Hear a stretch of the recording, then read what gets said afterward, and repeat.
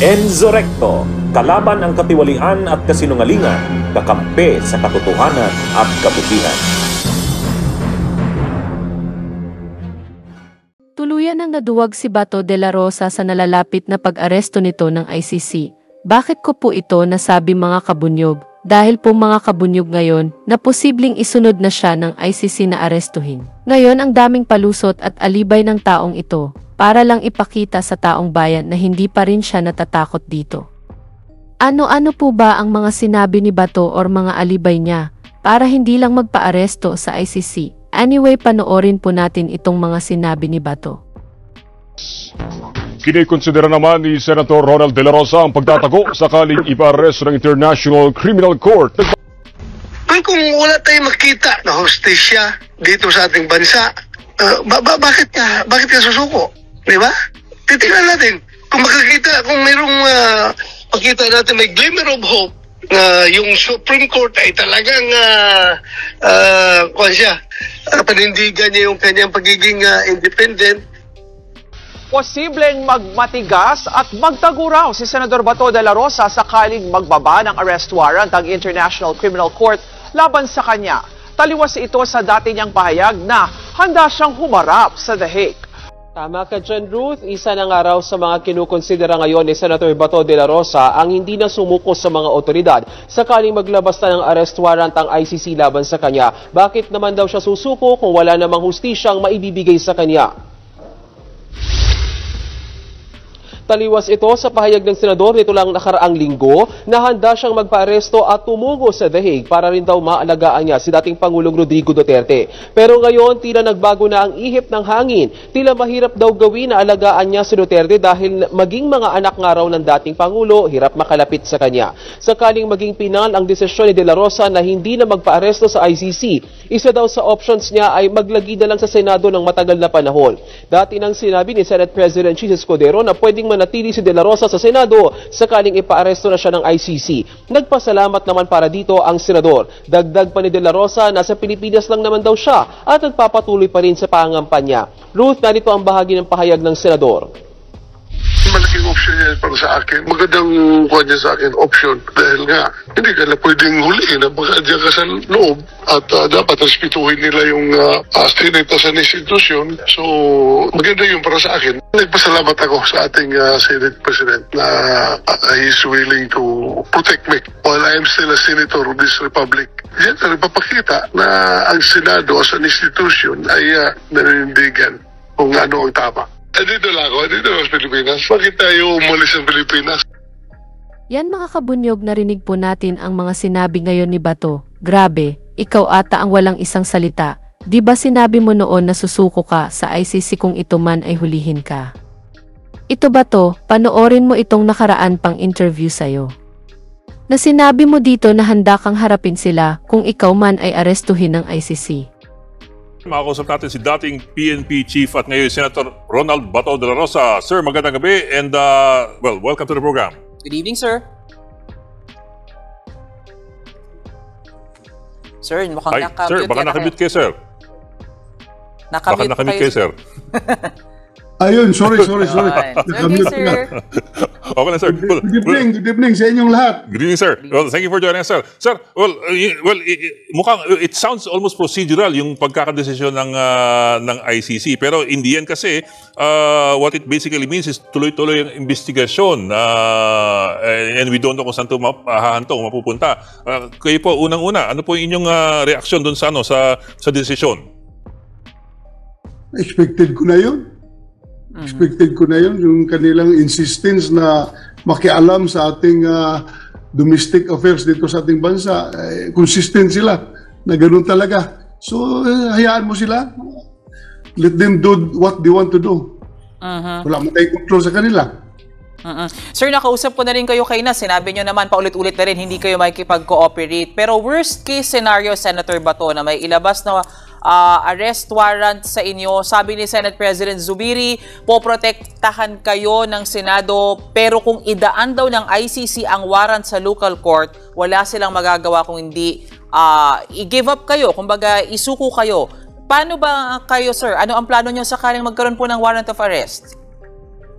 But andito naman ako, hindi ako magtatago. Sige lang, kung meron silang warrant of arrest, let them serve the warrant, let them implement the warrant, and kung ma-implement yan, then uhulihin ako ng gobyerno ng Pilipinas. Walang problema. Basta gobyerno ng Pilipinas ang uhuli sa akin, wag lang yung mga foreigner na makialam dito sa ating bansa. So sir, tama, kayo po ay magpapakulong, pero kung idadaan nila sa gobyerno ng Pilipinas, worst case scenario. Kung gobyerno ng Pilipinas ang mag-decide na hulihin ako, ano magagawa ko? Pero kung sila ay gustong magpupunta dito para hulihin, ewan ko kung papayag ang gobyerno natin. Hindi naman talaga papayag yung gobyerno natin. Well, pero sir, to begin with naman kasi sir, wala namang arrest powers talaga yung ICC. In the end, it will rely on local authorities to implement any decisions that the ICC makes. So, as far as ICC coming here to conduct an arrest, that's not going to happen naman po. I think that's pretty clear. Yun lang po Malabong mangyari yan, malabong mangyari. Yes, sir. Malaking gulo kung mag-insist sila pumasok dito at umaayaw yung ating gobyerno. Sobrang panghimasok na yan at ginagagago na tayo ng mga tao na yan pag mag-insist sila pumasok dito. So, naghahanap sila ng gulo kapag gano'n ang gagawin nila. Pero sir, conversely sir, kasi ang daming member countries ng ICC. So kung sakali maglabas ng any warrant against you, for example, hindi lang yan sa Pilipinas, pero ikakalat yan sa buong mundo siguro, does that also limit your movements to other countries? Well, maniguro rin ako. Bakit hindi ako pupunta doon sa mga bansa na friendly sa ICC? Sir, marami sir. Kung may warrant na nga at pwede tayong hulihin doon sa ibang bansa, wala tayong control, at least dito sa ating bansa, somehow, alam natin yung ating estado dito. Hindi tayo magkukumpiyansa pupunta sa ibang bansa na friendly sa ICC. Well, hindi pala magtatago. Ano itong gagawin mo ngayon? Bakit ka magtatago sa Senado kung sakaling dumating na ang warrant sa'yo? Hay naku! Dinadaga ka na talaga ba to? Tama yung sinabi sa'yo ng isang political analyst na si Ronald Llamas. Naduduwag ka ngayon sa ICC. Anyway, panoorin po natin itong sinabi ni Llamas.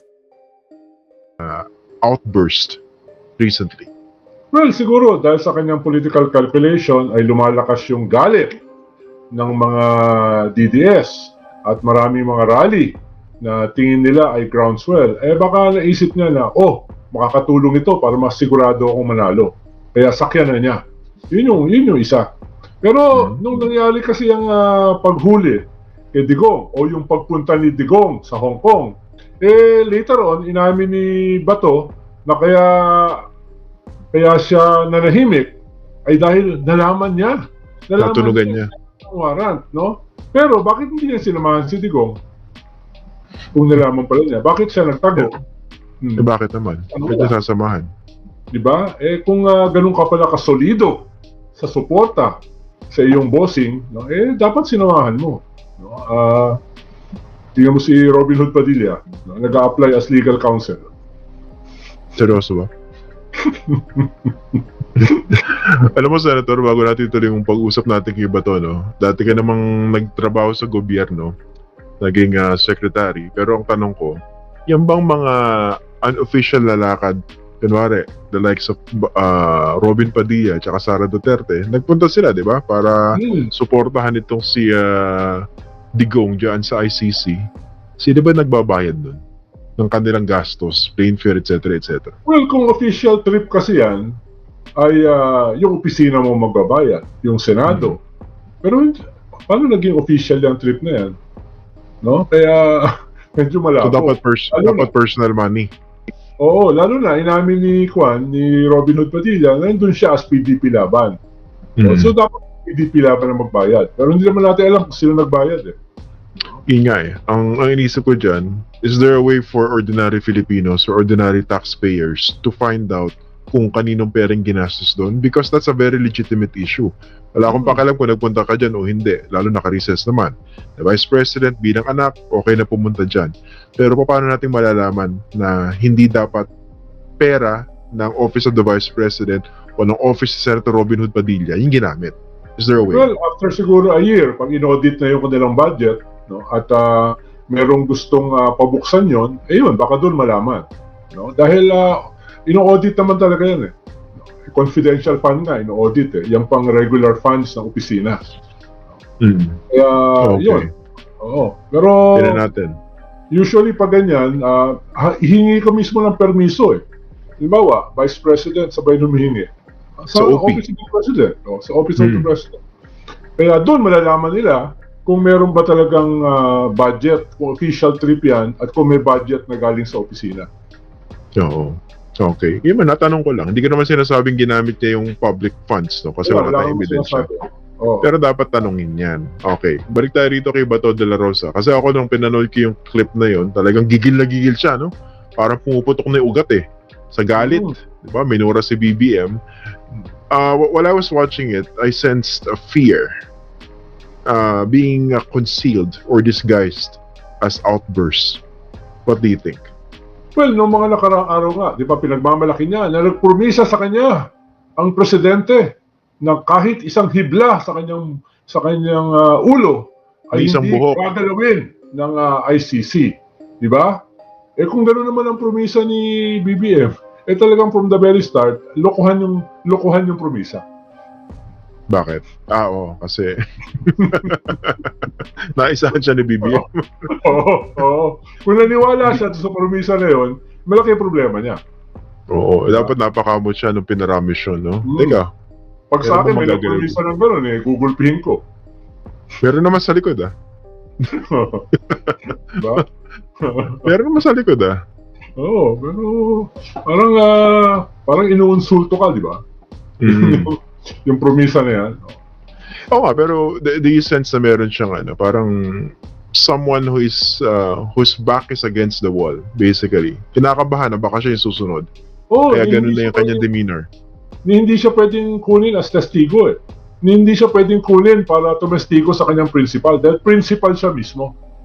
At ninenervyos siya kahit alam na niya na yung inisyuhan lang ng warrant ay si Digong, ninenervyos siya, baka masalisihan eh. Baka mamaya may warrant na lang dyan, hindi lang sinasabi sa kanya, bigla siyang kunin. No? Kaya eto na naman, si Senate President Saklolo, di ba? Hindi siya kukunin while Senate is in session. Di ba naka-recess nga sila? No? Di ba naka-recess nga sila? So, kung recess, kahit nagtago siya sa Senate, pwede siyang kunin. No? Dahil kung siya ay malalabasan ng international warrant at itatago siya ng Senado, baka mabanata ng Senado na nagtatago, refuge ng mga international criminals. Sana wag naman. No? Oo. Especially, lagyan ko ng konting context, no? Yung withdrawal natin from the Rome Statute, the treaty that created the ICC was single-handedly done by Duterte. At hindi nagkaroon ng pagkakataon ang Senado to concur. Pero in fact, Senado, yung nagra-ratify ng mga tratado. Yes. Pero dun sa pag-pull out, nabaliwala din yung mga senador. Tapos kung kukupin nila, mas mahirap. Poprotektahan. Ano itsura ng Senado na yan? Hindi lamang sa loob ng ating bansa, kundi sa international community. No? Diba? Pero dito, hindi... yung institusyon Pero doon sa pagkaka-aresto dito kay dating Pangulong Rodrigo Duterte, so, nagyamit yung term kagabi, or isang gabi, relatively smooth, no? Pero kinorek ako ni Alan Herman na nagtsatsaga manood ngayong gabi habang umiinom ng whiskey at sinisavor yung kanyang Jovan na pabango at nakataas ang kwelyo.